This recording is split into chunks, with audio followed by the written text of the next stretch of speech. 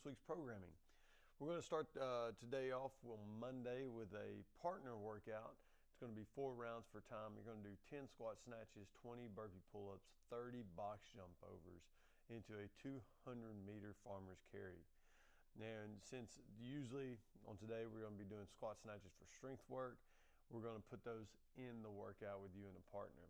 Now, if some of you want to get in those snatches after class, I know we got a special schedule, 8 and 9 a.m. class only, but some of you have been doing really good, hitting your progressions and feeling really good on the snatches from discussions I've had over the past couple of weeks.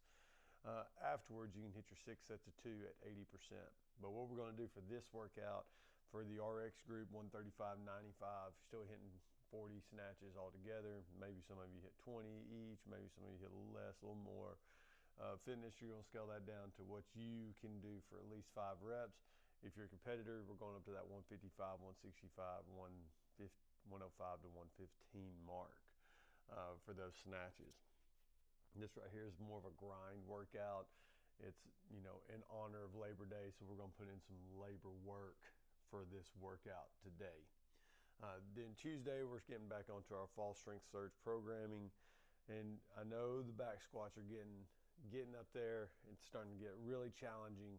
Y'all just keep at it. I promise you, by the end of this strength cycle, by the end of this month, when we get this thing done, you're going to feel really, really great. We'll retest some stuff, but like I said, I had several discussions with some people just on their Olympic lifts and just how strong they're feeling right now, and that's a very good thing for later on. And right now we're still building that foundation. Remember, the foundation, the bigger your foundation, the greater results can be, the more the peak you can build on top of that. So right now, stick with the program. I promise you, it's all for a reason right now.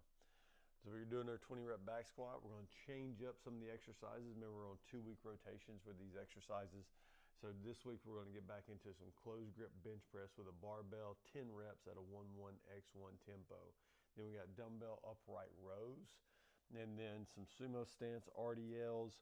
And then for this one, this is going to be a new one, an L-sit rope pull-up hold. So basically you're going to start off on the ground, seated on your butt.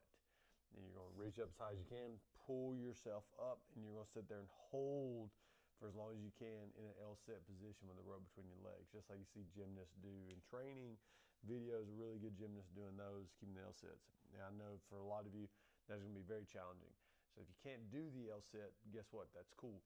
All you're going to do is grab the rope, pull up, and hang on for as long as you can. Now, we'd like to see a minimum of like 15, 20 seconds on this. If you can't do that, then accumulate that much. Or reach up with your arms straight and just hang on. Get your feet off the ground. You can kind of do a little jump and hang on for as long as you can. If you can get that 20, 30 second mark hanging on the rope, that's just really good. That's your foundation level of upper body strength, especially for pulling. Just being able to hang there on an object like a pull-up bar, rope, rings, anything like that, being able to support your body weight. That's how we're going to progress on that one. And once again, you got every 6 minutes for 18 minutes. I kind of like keeping that as an EMOM, just keeping everybody going, keeping everybody on pace. Wednesday, our interval workout. This is going to be super simple. Every 9 minutes for 36 minutes. So you still got 4 rounds, 20 toes to bar into a 400-meter run, 5 wall walks into a 500-meter row. You get to rest the remaining time. So 400-meter run, 500-meter row, on average 2 minutes, maybe a minute 45, we should say. So a minute 45 each, a minute 50 on each, to 2 minutes. Let's say 2 minutes right now. That's 4 minutes of total work just between these two right here. 20 toes to bar, depending on how good you are, may take you a minute, may take you 2 minutes on that. So now you're looking at 6 minutes, 5 wall walks, and you're looking anywhere from a minute to 2 minutes on that. So now you're looking at 8 minutes.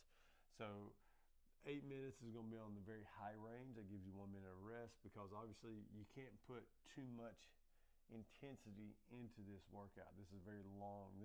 Say this is something like 4 1-mile repeats in a row. That's kind of similar to what you're going to be looking at, type efforts.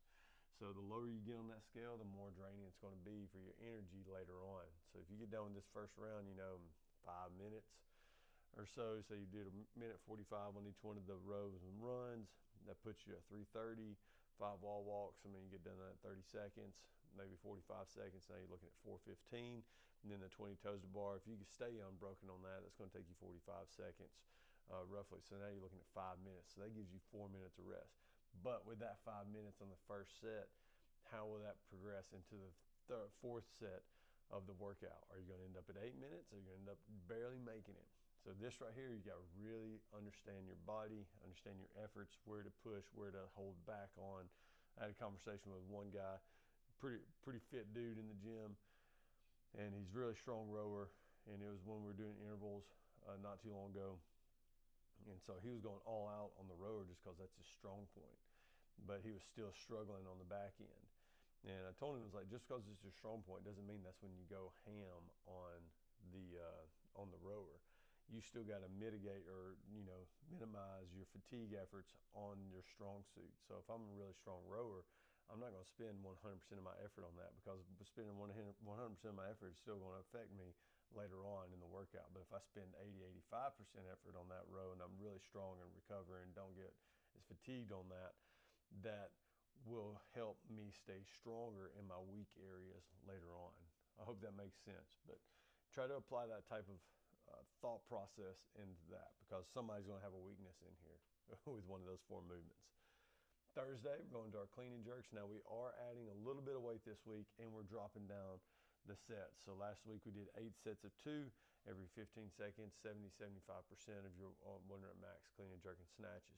Now we're going to be up there in the 80% range. It's going to start getting a little difficult, a little tougher. And we're going to drop down the sets, drop down the working reps every 2 minutes on the minute for 12 minutes of 6 sets of 2 at 80%. And then we got a fun EMOM on today too.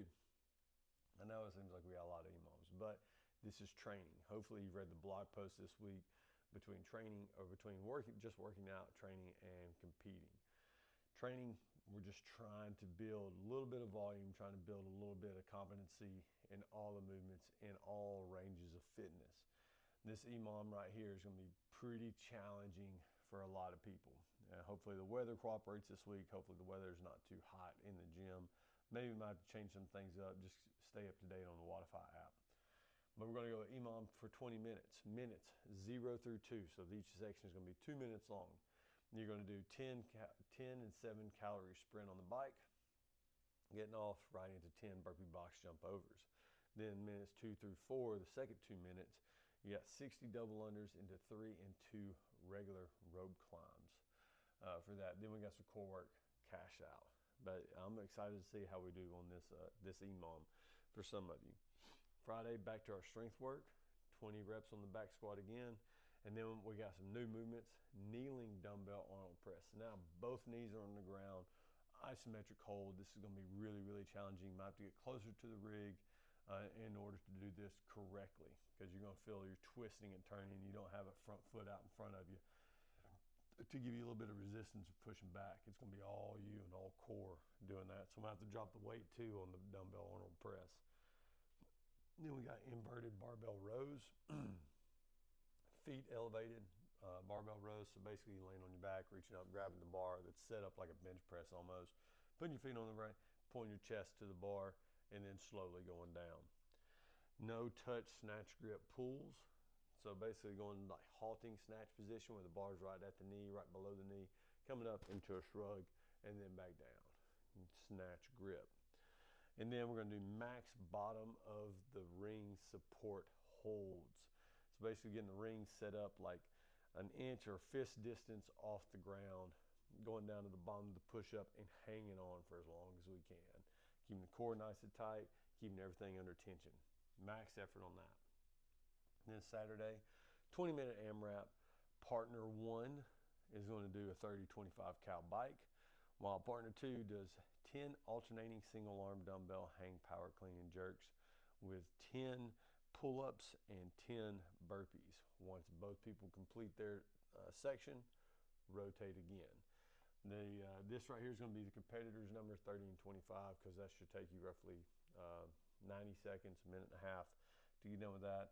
If you do this really quick, you're probably going to be in that minute to a minute 5 range, so you have a little bit of rest before going back on the bike, and then just playing catch back and forth, playing cat and mouse the whole time with you and your partner. With RX, you're going to be in that 20 to 15 calorie mark for that. But that's this week's training. Hope y'all enjoy it. As you can tell, we're starting to ramp back up into the CrossFit, starting to ramp back up into the intensity a little bit, getting ready. Still got to stay hydrated out there. Some of the days are just hit and miss on the heat right now. But let's keep it going. Let's stay strong through this part of the training, and let's see what kind of results we can get. Y'all have a great week. See your names on the leaderboard.